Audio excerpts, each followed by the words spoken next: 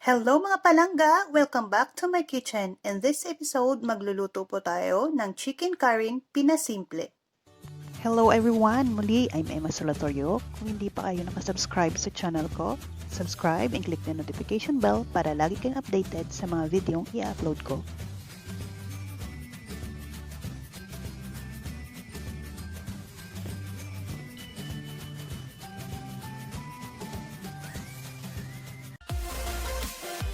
Stay tuned in and keep watching. Enjoy watching! See you around! Hello mga palangga! Welcome back to my kitchen. In this episode, magluluto po tayo ng chicken curry. Our ingredients is chicken, apple, onion,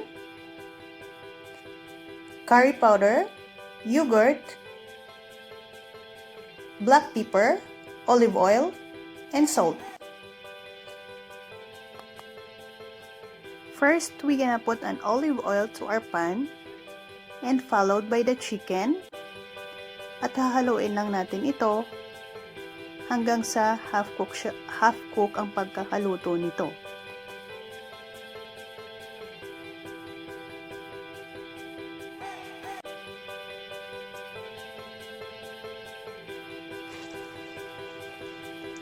And add a black pepper. Bali, 3 breast chicken ang ginamit ko. Siguro mga half kilo or more than, mga 1/3. We're gonna set aside this. At the same pan, we're gonna put an olive oil again.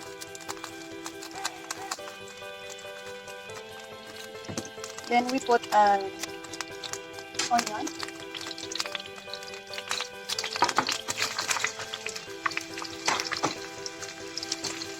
Dalawang onion yung ginamit ko.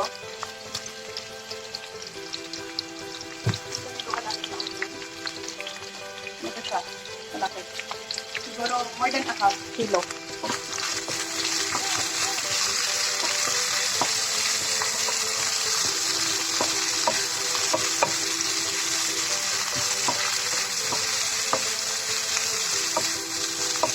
Hintayin lang natin na maluto yung onion natin.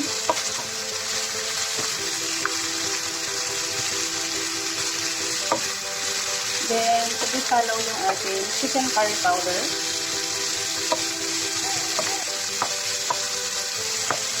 Wala nang mixture. Depende sa iyo kung damihan mo ng sauce, damihan mo rin ng sibuyas.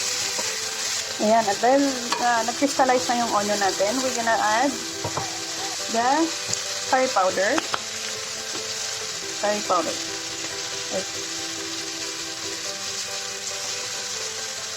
2 teaspoon of curry powder.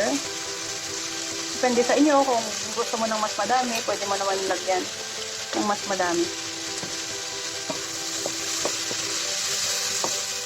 Yan ang aking techniques or style.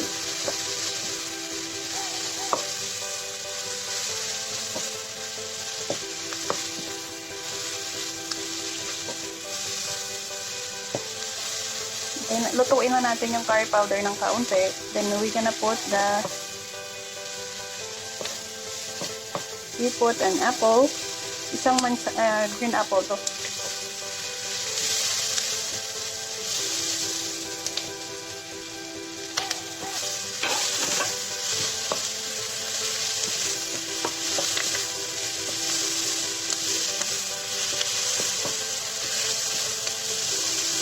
Then yung kukunin natin, isasabaw natin dito, is yung sabaw ng chicken na net aside natin kanina. Then magdagdag na lang tayo ng mga 1 cup of water. Ayan na siya, dahil nagmamadali tayo kasi wala na tayong oras. Niluto natin siya sa pressure cooker in 2 minutes, yung mansanas at ang onion. Then, lalagay po natin yung yogurt.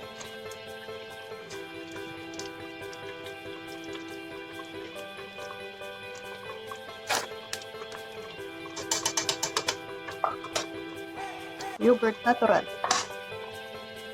Ayan.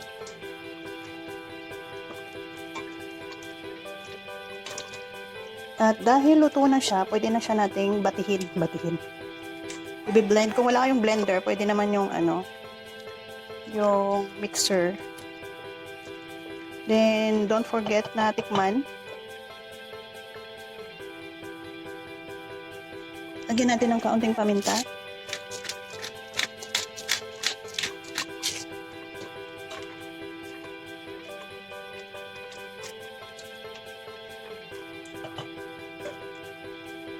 Ito na siya, oh.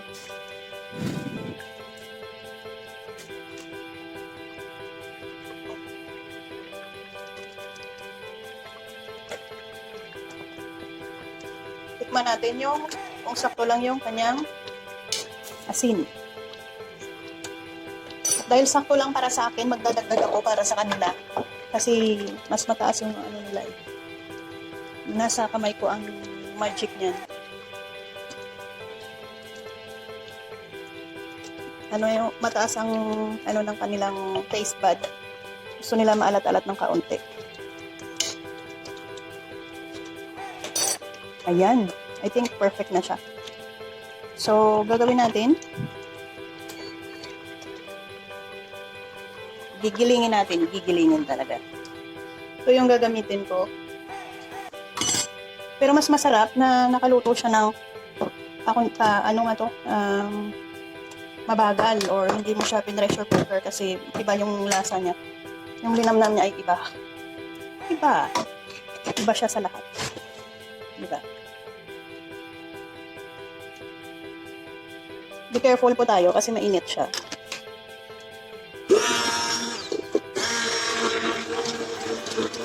Kasi mahilig sila sa sauce. Ang pares nito ay ang rice.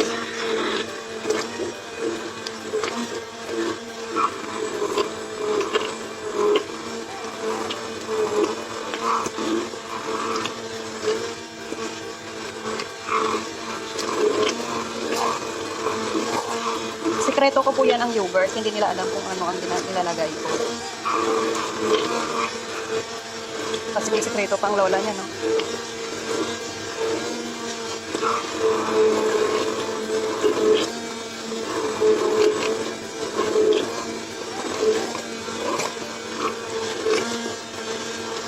Yan hanggang sa napinaw na natin lahat ng ingredients dito.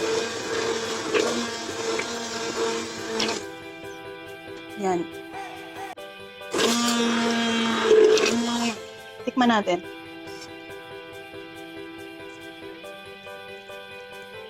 Natin ko lang siya ng asin.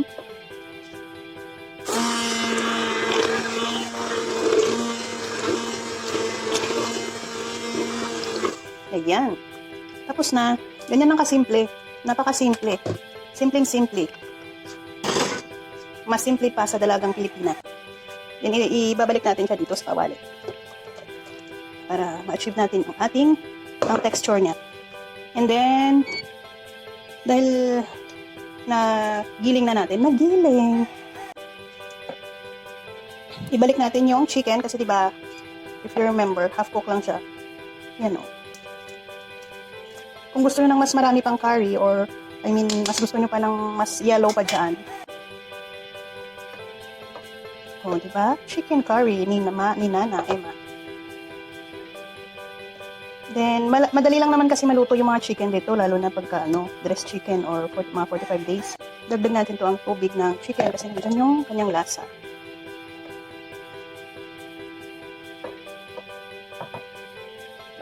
Diba? Pagkulo niyan, titikman natin kung na-achieve natin ang lasa. Lasang pangmasa. Diba? Napakasimple lang siya lutuin. Hindi siya masyadong maraming ingredients. Achieve na siya, o, di ba? At luto na rin yung kanin ko na pangpares dito. So, pagkatapos ito, maglilinis na ang lola niya. Maglilinis na tayo mga langga. Kaya naghalin sila, alas 1:45 na. Kaya magmamadali ka kasi 2 o'clock babalik makakain. Di ba? Achieve natin ang lasa. Diba? Achieve natin ang lasa.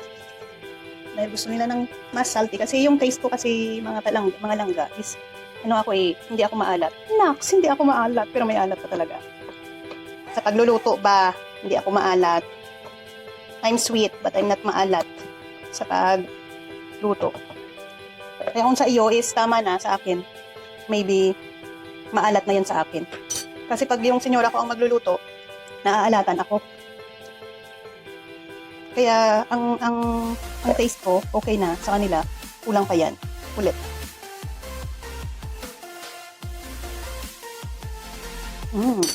Pagkulo niya, mga 2 minutes or 5 minutes, luto na, achieve na natin yung gusto nila. Gusto nila sa buhay. Diba? Chicken curry, alami eh. Alami. Diba? Daghan ba kukubrahon? Ano ang inyong lola? Kung gusto nyo ng mas maasim-asim ng kaunti, pwede nyo naman dagdagan yung mansanas or yung yogurt. Pero I think para sa akin, okay na to siya. Titikman natin maya-maya kasi yung chicken hindi pa masyadong luto. Di ba yung iba gumagamit pa ng gata ata yung ginagamit nila? Yan sa akin, napaka-simpleng recipe. Hindi siya komplikado lutuin. Quick and easy. Lalo na pag may Thermomix. Ayan, kumulo na siya. Okay na, ready sa pagkain. O, di ba? Okay na yan siya. Ihahain na lang natin mamaya. Ayan, presenting my chicken curry alamin. Ayan, busog na busog sila. Ayan, thank you for watching guys. And stay tuned in for my next video sa ating susunod na recipe kasi nakakita ko ng ampalaya sa Chino store. So, nag-crave ako ng ampalaya kasi minsan lang tayong makakita ng mga ganyan na gulay na sa Pilipinas ng mga gulay. Once again, mga palangga, I'm Emma Solatorio.